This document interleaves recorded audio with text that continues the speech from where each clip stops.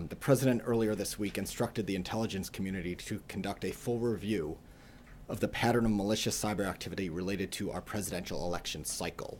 So he's requested this report be completed and submitted to him before the end of his term.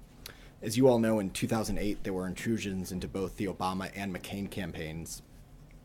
There haven't been any noted episodes in 2012, but the president asked to go back with what we know now to make sure that we're using every tool possible as a means of due diligence.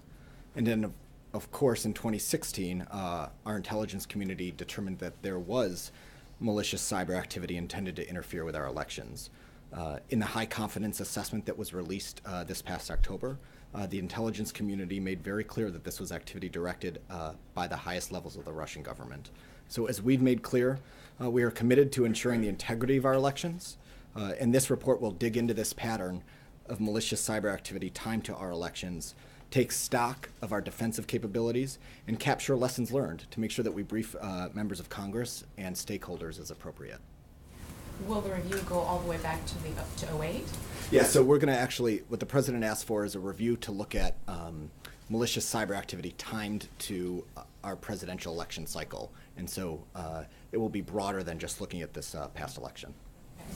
Will it also look at whether state election systems were tampered with, or will it just be about email intrusions and that sort of thing? Well, what we determined in mid-November, a few weeks ago now, is that state election systems the federal government did not detect any increased malicious cyber activity on election day or related to the administering of the elections.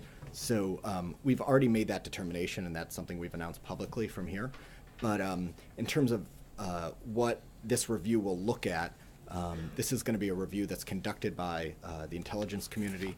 As you know, in that October statement that we released, that was released by the Department of National Intelligence and Department of Homeland Security. Obviously, there's other agencies that work on those issues, including the FBI, the Department of Justice, and the Department of State. Will it be made public?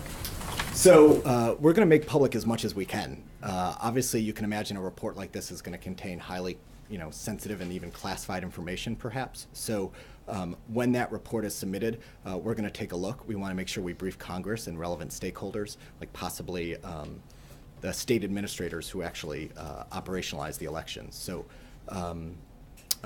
given that the directive to launch this review was just this week, we want to make sure that that process unfolds in all due accord.